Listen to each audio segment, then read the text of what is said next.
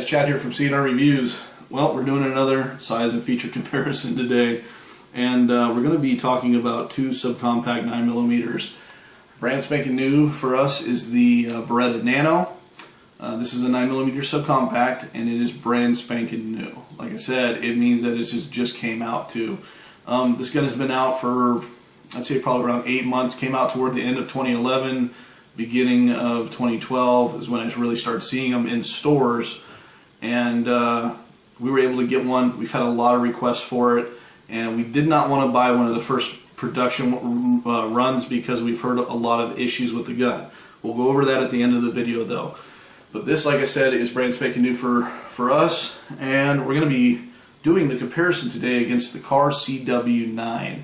I also will be doing a comparison with the baby brother of the CW9, the CM9, so look forward to that video as well. Now, the CW9 we've had for a while. We have a list of comprehensive videos of the gun, accuracy comparisons, shooting demos, rapid fires. The gun is a great gun. We've really enjoyed having it, especially with it being one of the cheaper lines of cars, and it's been phenomenal. Let's quickly do a feature comparison of these two, and we're going to start with the Nano because it's the new guy. Really nice 3-dot combat sights. Oh, you guys can see that. I apologize about the sunlight; it's kind of washing everything out. The gun comes with two 6-round magazines, so you have the capacity to carry 6+1 for a total of 7. Now, the gun has something very unique that the majority of the subcompacts, actually all the subcompacts, don't have, and that is it's missing a slide lock. Look at that. There's nothing there. Nothing. So to lock the gun back, you have to pull the slide back with a magazine in there. And to release the slide, either load a loaded magazine or remove the empty mag, and the gun can be discharged, I guess. You also have a button here that will actually disengage the striker. And so instead of having to dry fire it, but whatever, I like to dry fire my guns. It's good to practice your trigger time. Let's go ahead and show you the trigger on this guy because it is a very unique trigger. It's a very long pull. It's very similar to the Glock trigger, as you see the little safety button on there. And all the way to the rear, and a nice crisp clean break. I recommend you practice a lot with this trigger, guys, because when I first started shooting it, I actually had I was shooting very low. The more trigger time I got, this gun is very accurate. We were able to bring the rounds up, and it shot phenomenally well. Very unique takedown lever. As you guys can see, it just looks like just a flathead. And they actually want you to take a casing, stick the casing butt in there and twist, and the gun will come apart. I don't know if I'm a big fan of that right now. It's very easy to use. My concern would be stripping out that flathead area, and then you're screwed because then you have to get another one. So other than that, as far as features go, it's pretty limited. It is designed to be a concealed carry gun, and it's very unique, like I said, because it's missing a lot of those features. It's very flat. It looks like it's been, somebody really thought this gun through, and it conceals very well and very easily. Let's talk about the Kahr CW9. A lot of people discount this as being a subcompact because of its size. It looks so stinking big, but part of the reason why it looks so big is because of the dual tone look. When you see it compared up to even the Glock 26 and stuff, you really realize it's a lot thinner. It's actually a tad bit shorter, and it's a really nice gun, especially for the price that you pay. Let's talk about features. It's very basic. You have a simple rear sight just with a line, and then you have the dot in the front. You have a slide release, and that's pretty much it. Besides the mag release, it comes with a 7-round magazine, so you have a 7+1 capacity. The Kahr, to me, is actually one of my favorite subcompacts. And it's not because of the features that it has, it's because of the trigger. The trigger is very smooth and very easy to actually use. And as you guys can see on here, we'll actually show you, it's a very smooth trigger, nice crisp clean break. Other than that, that's pretty much all the features. This is wearing a pair of Talon grips, rubberized Talon grips. And if you guys have seen any of my other vids, you know I like them. They're phenomenal grips. And yes, I know you can purchase skateboard tape anywhere, but these come pre-cut out, and I really enjoy them. They're quick and easy to install, and they do the job very well. Alright guys, so we've talked about the features of the guns. Let's go ahead and let's talk about size comparison, because that is going to be also a very important thing. If you don't have the proper or actually if the gun's too big, you're not going to be able to conceal it. And with the Nano and stuff, like I said, it's very easy to conceal, but so is the CW9. Like I said, it looks bigger than it really is. So let's go ahead and let's hold these guys up and show you. As you guys can see, they're very comparable in length. The CW9 is around a ½ inch longer. As far as width goes, they're very similar as well. The Nano actually tapers at the top and then bulges out at the bottom, and I would say the width is very comparable to CW9.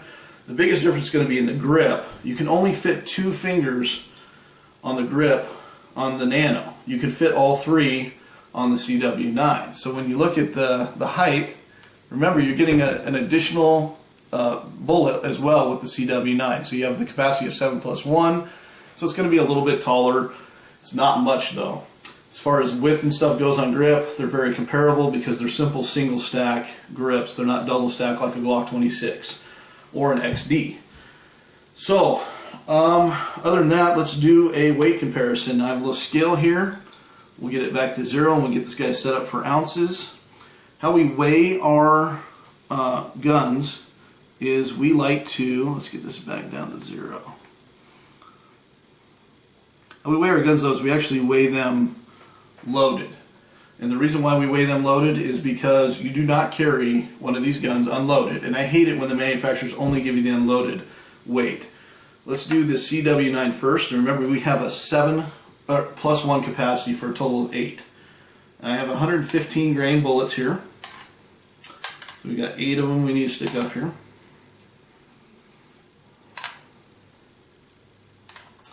Alright, now remember, if you use a different grainage of round, maybe use a 90 grain Powerball, or maybe use a 147 grain bullet, the weights are going to change. If you use the lighter 90 grain, the gun is going to be lighter. If you use 147 grain, it's going to be heavier. So we have a total of 8 rounds on there, and the gun weighs, with the magazine in and 8 rounds, 22.1 ounces. That to me, guys, is pretty awesome. That's very lightweight, especially when you consider that the gun looks really big, but it's really not. Let's take a look at the Nano. We got the mag in there. So you remember you have a 6+1 capacity for a total of 7. Again, 115 grain. And you are at 22.9 ounces. So the Nano is actually 0.8 of an ounce heavier than the CW9. So that's very interesting, especially with the CW9 having a higher capacity. So all of that really comes down to how they determined, you know, how heavy actually the frame is, the polymer frame. As you guys can see, I don't know how well you can see it, but the thickness of the gun itself, the Nano is very thick. What I mean by that is very tall, it's very thick that way.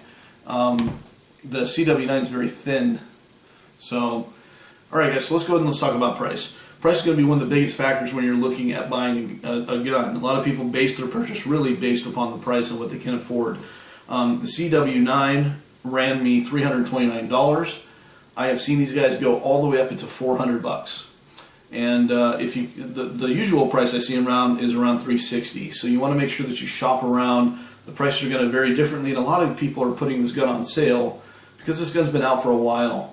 And the CM9, his baby brother, has gotten so popular, it's really easy to find these on sale, the CW9. Now the Nano ran me about $379. And I think as far as price goes, that's a really fair price. I've seen them go all the way over $450 depending on who you're buying from. Remember, if you buy from big box stores, you're going to pay more. Make sure you shop around the mom and pop shops. A lot of times they don't have the huge inventory like the big box stores do, but you're going to get a better deal, and if you can just wait out, you're going to save a lot of money. So as far as price goes, they're very similar. Don't spend over $400 for either one of them unless you just have to have the gun. I know as the Beretta has become more available, we've seen the price actually drop a lot. So $379, like I said, and $329 all the way up to $360 for the CW9. So guys, that's just a real quick size, feature, weight, price comparison. As I promised, I would talk about how these are both performing. The CW9 has been flawless since we've owned it.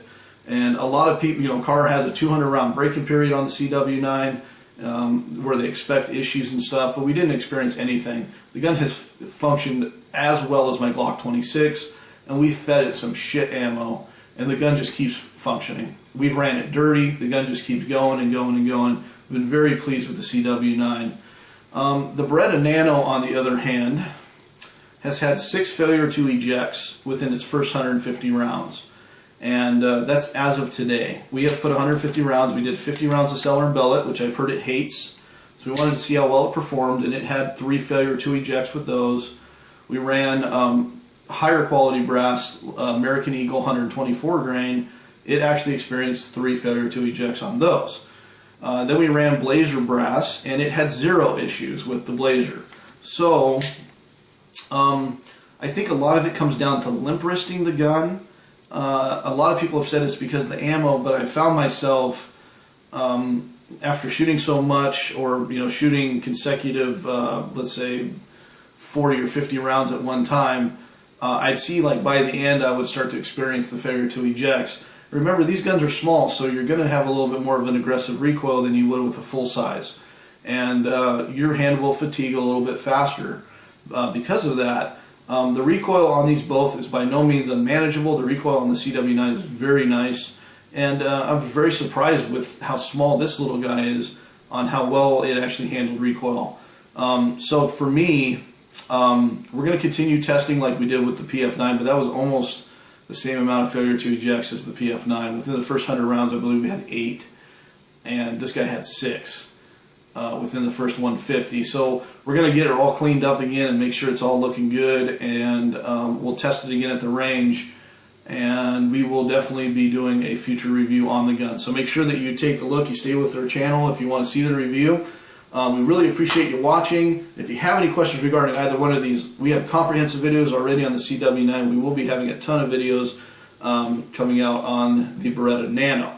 And if you enjoyed this video, please subscribe. And this is Chad from CNR Reviews. Thanks a lot for watching, guys. Have a good day.